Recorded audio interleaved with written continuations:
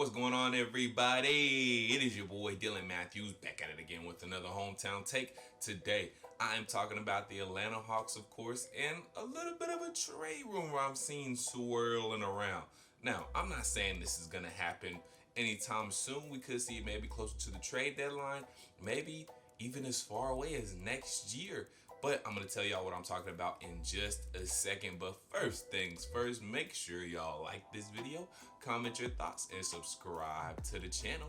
So, I am talking about the Atlanta Hawks possibly trading, drumroll please, you guessed it, John Collins. We've seen a lot of talks about, the Hawks are in talks with John Collins, trying to extend him and get him on a deal. We've heard multiple reports that out of John Collins' camp that he wants a max deal.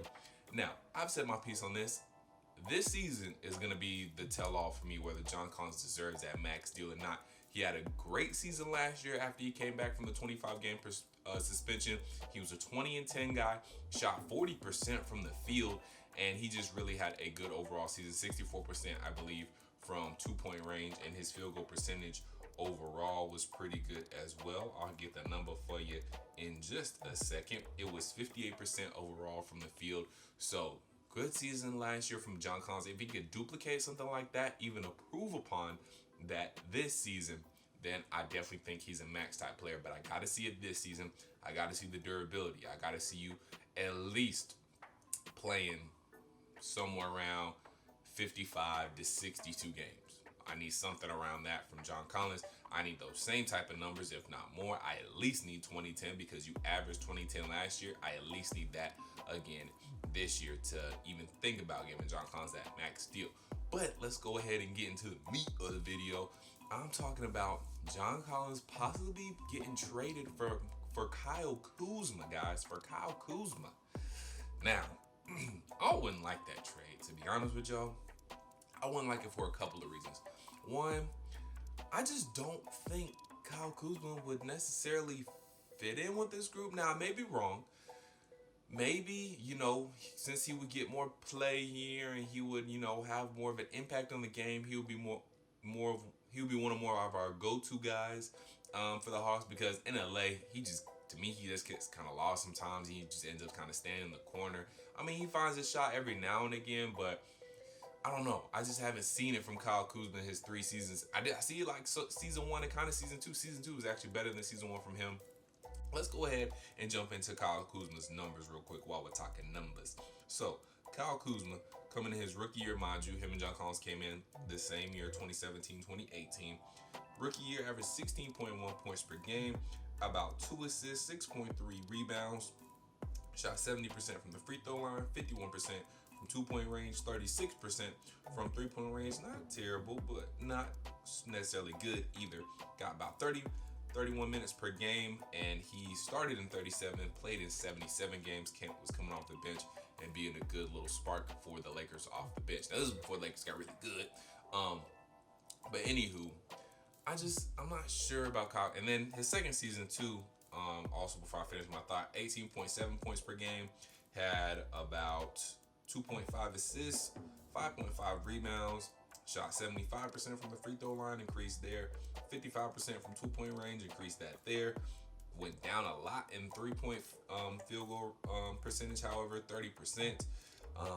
And then also got more minutes, 33 minutes, started pretty much all the games he played in, only came off bench in 2 games.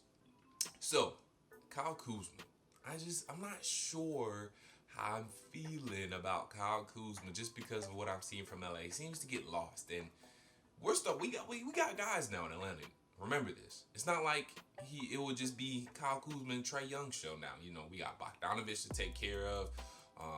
We have Trae Young, obviously.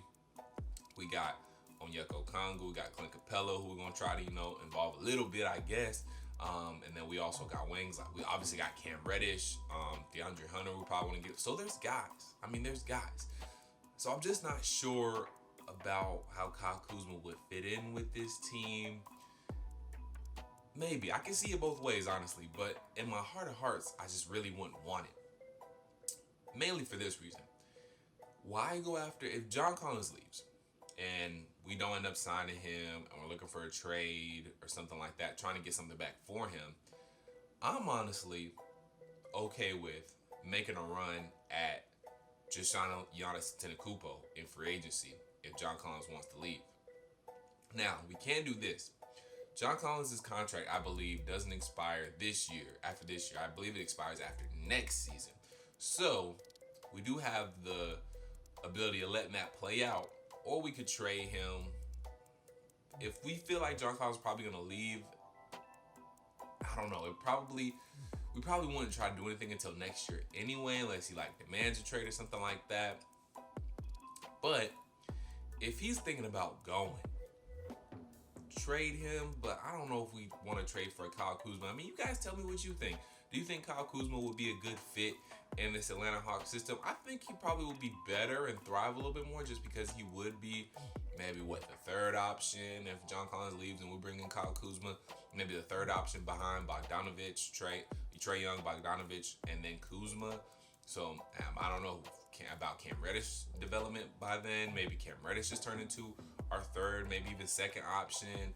So I think the table is still kind of full in Atlanta right about now too. So I'm not sure about the Kyle Kuzma thing. I mean, maybe if we get Kyle Kuzma, we'll package up more. So I got this. I found this article from NBAanalysis.net, I believe the name of the site was.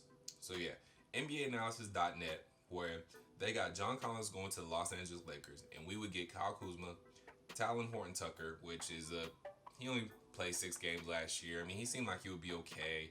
Averaged 5.7, almost 6 points per game in the 6 games he played in, and a first-round pick. That's great and all, but guys, I'm just not that high on Kyle Kuzma. He seems like a good, okay piece, but in return for a guy like John Collins, we need more than what they're trying to offer up. So I don't see that. I mean, Kuz is cool, but I wouldn't like that trade specifically. Maybe we would get a little bit more. I don't know. To be honest, I wouldn't like the trade, period. I wouldn't want to do it. I'd rather keep John Collins at that point, because it'll be tricky because Giannis Antetokounmpo, his decision would already be made, and I don't know if the Bucks they would need more than just John Collins. We had to throw in John Collins, some picks, maybe some other guys. Depending on the trade, I mean, it might work. If I would rather try to go get Giannis Antetokounmpo if we're trading John Collins, to be honest. If we can make a run at Giannis, do that instead of Kyle Kuzma. I mean, come on now. Trade great power forward for one of the all-time great power forwards who it seems like Giannis Antetokounmpo is going to be if he isn't already.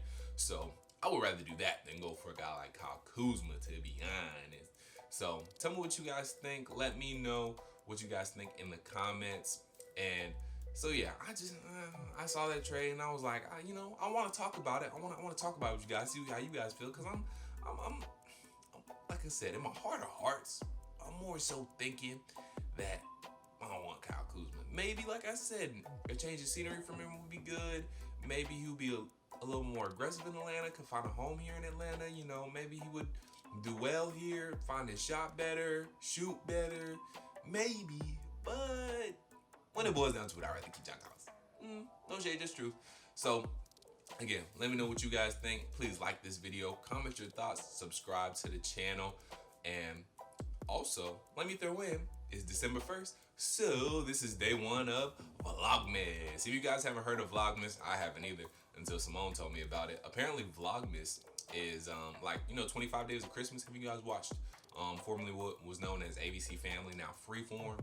They have their 25 Days of Christmas leading up. So they play a Christmas movie, a famous Christmas movie every day leading up to Christmas. That's kind of like what Vlogmas is. It's a video of your favorite YouTubers. Hopefully I'm one of them. Hopefully I'll be blessed and humbled to know I'm one of your favorite YouTubers. If you're watching, I appreciate you. But anyways, it's your favorite YouTubers posting a video every day until Christmas. So I'm going to try to do that for y'all. Coming up with 25 straight days of content is going to be hard, but the preseason's coming up. We're gonna be able to break down what we see in the preseason games here coming up very soon. Training camp opened up today, so the new City Edition court came out, looks very nice.